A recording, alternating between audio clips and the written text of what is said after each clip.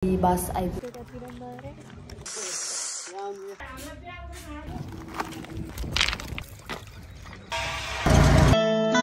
Hello guys, नमस्कार और मेरो च्यानलमा। सो अहिले चाहिँ घरको आउँदैछ किनभने अब सिचुएसन पनि त्यस्तै छ नि त। म बाहिर हिँडिरहेको छु, हजुरहरूलाई पनि यसो घुमाइदिउँ भनेर। आज चाहिँ हाम्रो सिन्धुलीको टुर छ, जो चाहिँ यसको सानो काम छ। सो यहाँबाट चाहिँ हामी यहाँ टुकटुकमा जाँदैछौँ। मैले उता गएर अर्को बसमा जाँदैछु, बसमा गएपछि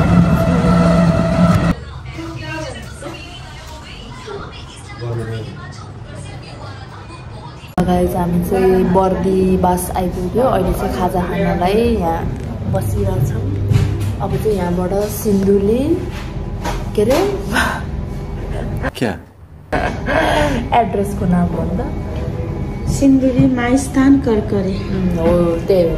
ओके, त्यहाँ पुग्छौँ है। अब खाजा खाएर कति आधा घन्टा लाग्छ, त्यति लाग्छ अरे। त्यहाँ गएर भेट्नेछु।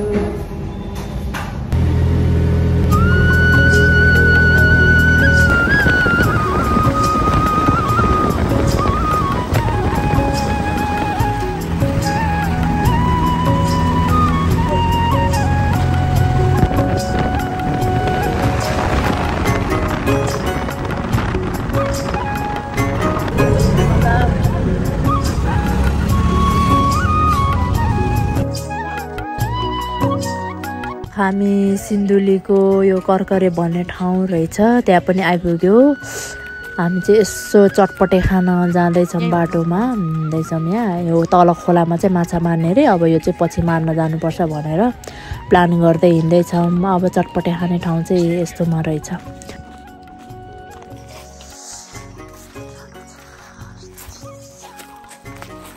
चटपटे खाएर आएपछि चाहिँ पुरा थकित भयो थियो। मैले क्लिपहरू चाहिँ लिइनँ। यहाँ चाहिँ हामीले बेलुका खानासाना खाएर यता घर जाँदै थियौँ। त्यहाँनिर चाहिँ लास्टै चिसो।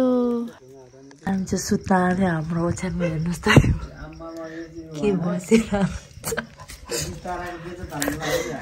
हेर्नुहोस् त।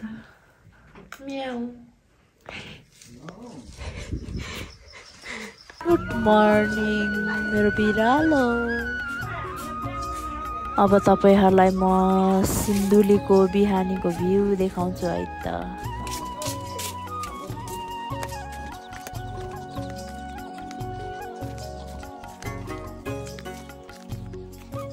यो रह्यो सिन्धुलीको मर्निङको भ्यू। त्यसपछि हामी खानासाना खाएर दिउँसो 2 बजेतिर माछा मार्नतिर हिँड्यौँ। माछा मार्न जाँदैछौँ हामी।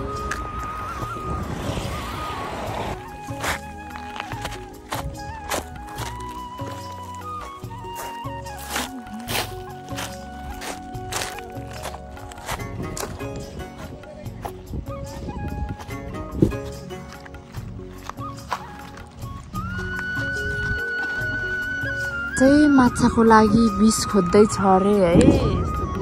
पर्छ अरे। अनि विष खोजेर त्यहाँ गएर यहाँ त चाहिँ माछा मार्दै। अहिले हामी त्यहीँ जान्छौँ। माछाको जालो सालो हो। अब मलाई त थाहा छैन, म चाहिँ यतिकै यहाँ जालो किन्दै बसिरहेको छु।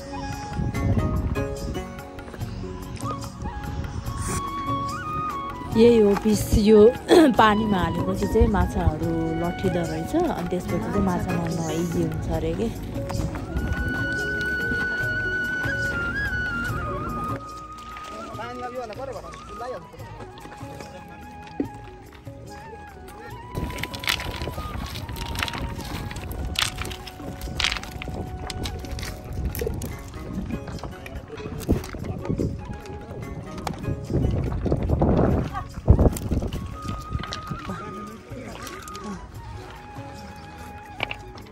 दिदी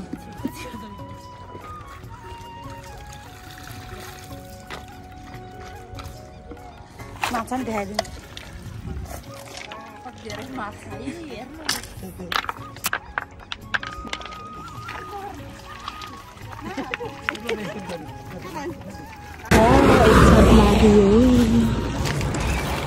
कसले यसले होइन मैले नि होइन हामी त हेर्ने नाटक गर्ने थाकेर ल अब चाहिँ घर फर्किँदैछौँ लेफ्ट राइट गर्दै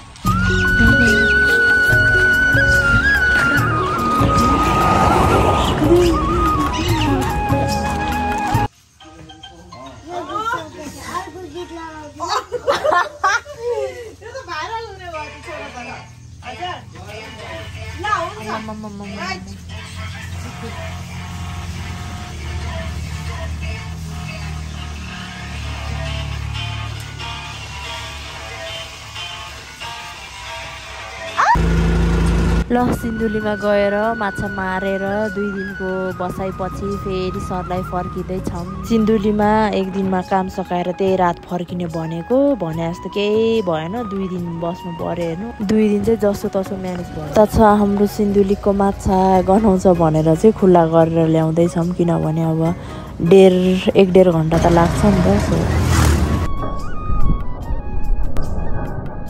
फाइनली सरलाई पनि आइपुग्यो सिन्धुलीदेखि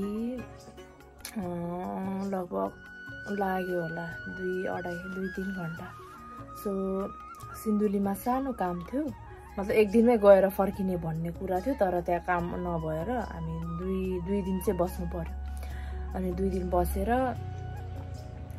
फर्केमा आज चाहिँ अब सिन्धुलीदेखि सर्लाहीको यात्रा चाहिँ यहीँ समाप्त भएको छ अब सर्लाहीदेखि काठमाडौँको यात्रा नेक्स्ट ब्लगमा आउनेछ है त बाई बाई।